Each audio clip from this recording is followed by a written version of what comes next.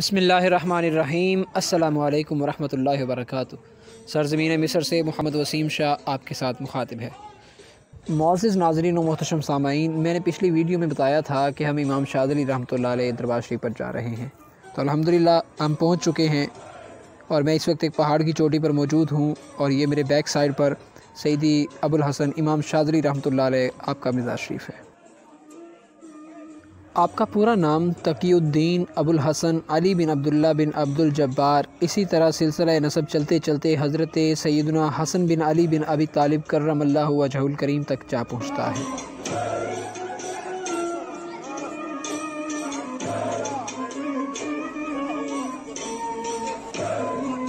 मशहूर सूफ़ी बुज़ुर्ग इब्न अताउल्लाह सिकंदरी रहमतुल्लाह अलैह फरमाते हैं कि सैयदी इमाम अबुल हसन शाज़ली रहमतुल्लाह अलैह की विलादत सन 1196 ईस्वी में त्यूनस के गम्बारा नामी एक गांव में हुई। इमाम शाज़ली रहमतुल्लाह अलैह ने उलूम ज़ाहिरी और बातनी अपने पीर व मुर्शिद अश-शेख अब्दुस्सलाम बिन मशीद से हासिल किए।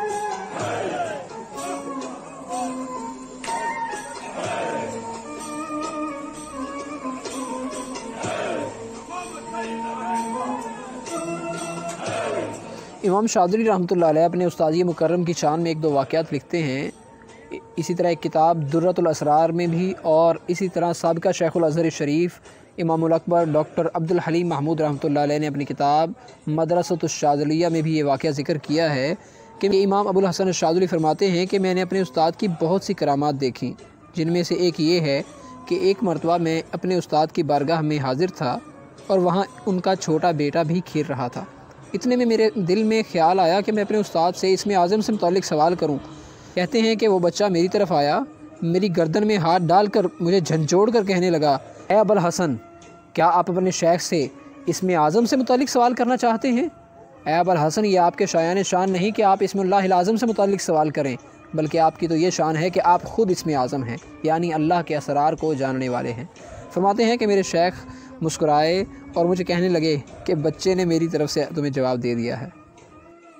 नाज़रीन, जब इमाम शाज़ली रहमतुल्लाह अलैह ने अपने उस्ताद पीर मुर्शिद शेख अब्दुस्सलाम बिन मशीद से उलूम ज़ाहिरी और बातनी के हुसूल की तकमील की तो शेख ने फरमाया, ए अली, अफ़रीका की तरफ चले जाओ और वहाँ शाज़ला नामी इलाके में रिहाइश इख्तियार करो। अल्लाह ताला तुम्हें शाज़ली लक़ब से नवाजेगा।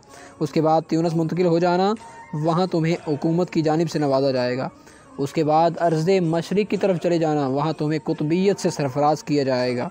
गोया कि आपके उस्ताद अल्लाह की अता से पहले से ही जानते थे और उसकी बशारत भी दे दी थी आप। तमाम मराहिल से गुज़रने के बाद इमाम शाज़ली रहमतुल्लाह अलैह अर्ज़े मिस्र तशरीफ़ लाए तो अहले मिस्र ने आपका बहुत इकराम किया। आप पहले पहल सिकंदरिया में रिहाइश पज़ीर हुए और इस दौरानिए में काहिरा भी तशरीफ़ लाते रहे। आपकी मजलिस में उस वक्त के बड़े बड़े उलमा हाज़िर हुआ करते थे, जिनमें सुल्तानुल उलमा काज़ी उल क़ुज़ा मिस्र अश-शेख इज़्ज़ुद्दीन बिन अब्दुस्सलाम और अश-शेख तक़ीउद्दीन इब्न दक़ीक़ अल-ईद, अश-शेख अब्दुल अज़ीम अल-मुंज़िरी, सलाह इब्न हाजिब और इनके अलावा बड़े बड़े नाम हैं जो इमाम शाज़ली रहमतुल्लाह अलैह से फ़ैज़ व बरक़ात हासिल किया करते थे। साबिक़ा शेखुल अज़हर शरीफ डॉक्टर अब्दुल हलीम महमूद रहमतुल्लाह अलैह अपनी किताब मदरसतुश शाज़लिया में लिखते हैं कि मिस्र के शहर मंसूरा में रिसाला कुशैरिया की क़िराअत हो रही थी। तमाम उलमा इस पर गुफ्तगू फरमा रहे थे। जब सभी उलमा अपने कलाम से फ़ारिग हुए तो इमाम शाज़ली रहमतुल्लाह अलैह की जानिब मुतवज्जे हुए और अर्ज़ गुज़ार हुए कि हुज़ूर आप भी कुछ इरशाद फरमाइए।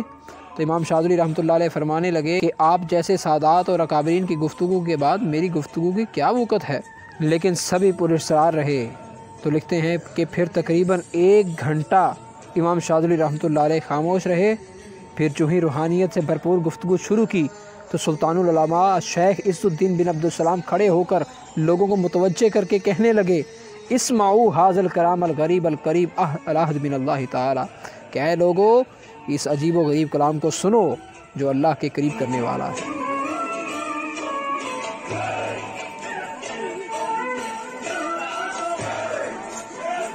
नाज़रीन, इमाम शाज़ली रहमतुल्लाह अलैह गंदमी रंग, नहीफ़ुल जिस्म, तवीरुल कामा, फसीहुल लिसान और शीरीनी गुफ्तगू करने वाले इंसान थे। आप हमेशा अच्छे से अच्छा खाते, अच्छे से अच्छा पहनते। आप हमेशा कीमती लिबास ज़ेब तन रखते थे। एक मरतबा एक फ़कीर आपके पास आया और अर्ज़ गुज़ार हुआ कि हुज़ूर, क्या अल्लाह के बंदों के शायान शान है कि ऐसा लिबास पहने? आप रहमतुल्लाह अलैह मुस्कुराए और उस फ़कीर के लिबास को देखकर फरमाने लगे, کیا اللہ کے بندوں کے شائن شان ہے کہ ایسا لباس پہنے؟ مطلب میرا لباس یہ کہتا ہے کہ میں غنی ہوں، میں امیر ہوں، مجھے کچھ نہیں چاہیے، میں مانگنے نہیں آیا، جبکہ تمہارا لباس یہ کہتا ہے کہ تم فقیر ہو اور تم کچھ مانگنے کے لیے آئے ہو۔ ناظرین، 656 ہجری میں امام ابوالحسن شاذلی رحمۃ اللہ علیہ نے حج کا ارادہ فرمایا اور اپنے شاگرد خاص امام بوصیری رحمۃ اللہ علیہ کے استاد الشیخ ابوالعباس المرسی رحمۃ اللہ علیہ اور دیگر مریدین کے ساتھ سفر پر نکل پڑے۔ جو ہی بحر احمر کے ساحل کے قریب حمیسرہ کے مقام پر پہنچے تو آخری وقت آ پہنچا اور روح مالک حقیقی کے سپرد کر دی۔ سیدی ابوالعباس المرسی رحمۃ اللہ علیہ نے آپ کو غسل دیا اور تجہیز و تکفین کی۔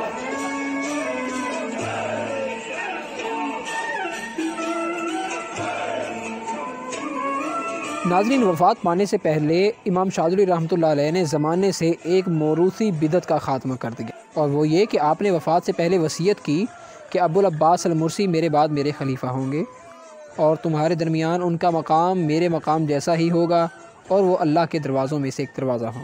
یاد رہے کہ امام ابوالحسن الشاذلی رحمۃ اللہ علیہ کی وفات کے وقت آپ کی اولاد بھی موجود تھی، اس کے باوجود آپ نے ابوالعباس المرسی رحمۃ اللہ علیہ کو اپنا خلیفہ نامزد کیا اور اپنا جانشین مقرر کیا۔ لیکن ہمارے ہاں دیکھیے، ہمارے ہاں تو ایک ٹرینڈ بن چکا ہے کہ پیر کا بیٹا ہی پیر ہوگا، خلیفہ چاہے جتنا بھی قابل ہو اور پیر کا بیٹا جتنا بھی نالائق ہو، پھر بھی پیر کے بیٹے نے ہی پیر بننا ہے۔ اس پر ہم کیا کہیں؟ صرف یہی کہہ سکتے ہیں کہ اللہ تعالی ہمیں ہدایت عطا فرمائے۔ اسی کے ساتھ ہی اجازت چاہوں گا، آنے والی ویڈیو تک کے لیے دیجیے اجازت۔ اللہ حافظ۔